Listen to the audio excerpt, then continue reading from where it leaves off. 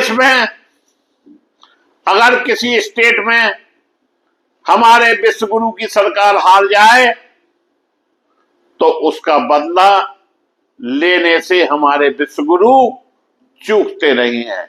और वैसे वो माइक पर बहुत अच्छी बातें करते हैं, बहुत अच्छे भाषण देते हैं, किसी के साथ मतभेद नहीं करते हैं, परंतु जो जनता का पैसा है वो अपने ढंग से लगाते हैं।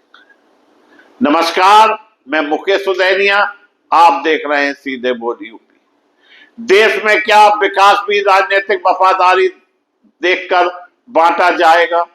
क्या जनता के टैक्स का पैसा अब चुनावी बदले का हथियार बन चुका है?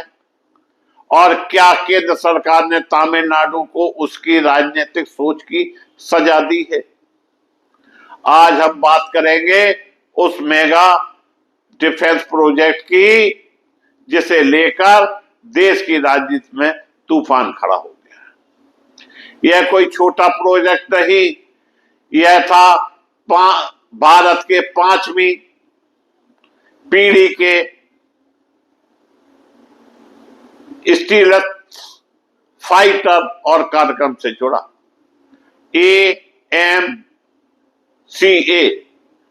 Advance medium compact aircraft project, जिसकी लागत करीब 15,000 करोड़, 100 एकड़ जमीन थी, 3.5 किलोमीटर लंबा रनवे बनाया, हजारों युवाओं को रोजगार की उम्मीद जगी और 3 साल से तमिलनाडु में इसकी तैयारी चल रही थी। तमिलनाडु सरकार ने होसुर इलाके में जमीन देने का वादा किया, तकनीकी तैयारियां हुई, बैठक हुई, लेकिन अचानक पूरा खेल बदल गया और फिर खबर आई यह प्रोजेक्ट अब आंध्र प्रदेश में शिफ्ट कर दिया गया, क्योंकि हमारे विश्व गुरु को अपनी सरकार भी बचाना है जो बैसाखी के सहारे चल रही है। सवाल उठ रहे हैं कि आखिरकार ऐसा क्या हुआ? क्या तमिलनाडु तकनीकी रूप से कमजोर था? क्या वहां का इंफ्रास्ट्रक्चर नहीं था? या फिर दिल्ली की राजनीति ने विकास का रास्ता बदल दिया?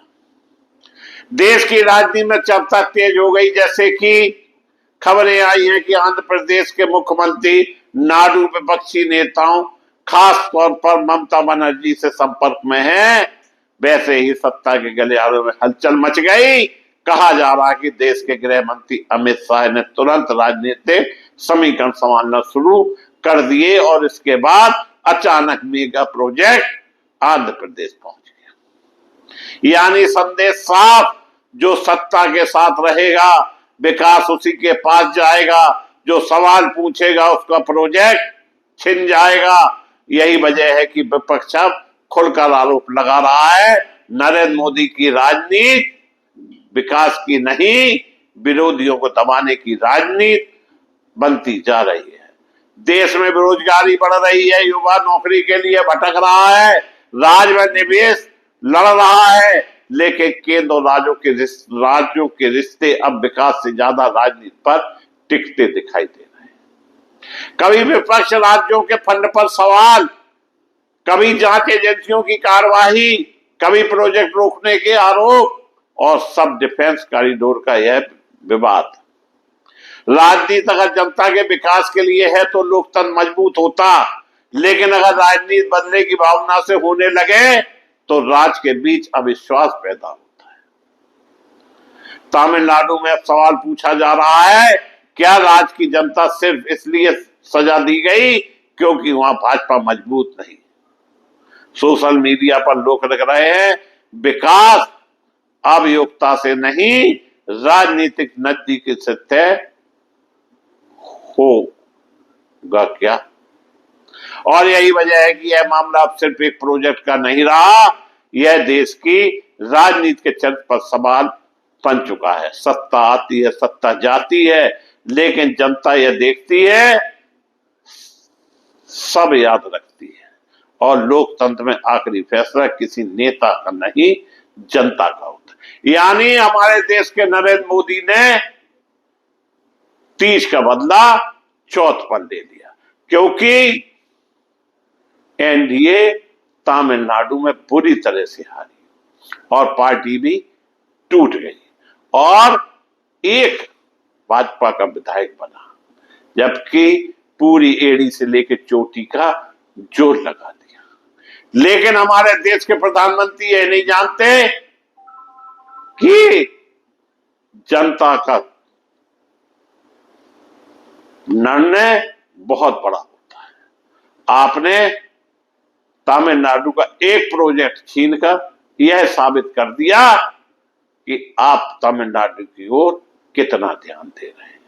यह तो आपकी मानसिकता से ही पता चल गया है। और तमिलनाडु में विजय और राहुल की जोड़ी भी आपको कहीं ना कहीं परेशान किए हुए हैं।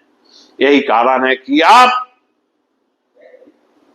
तमिलनाडु को हर तरह से परेशान करने पर तुले हुए हैं। आज के लिए इतना ही, फिर मिलेंगे हम आपसे। आप देखते रहिए सीधे बोल।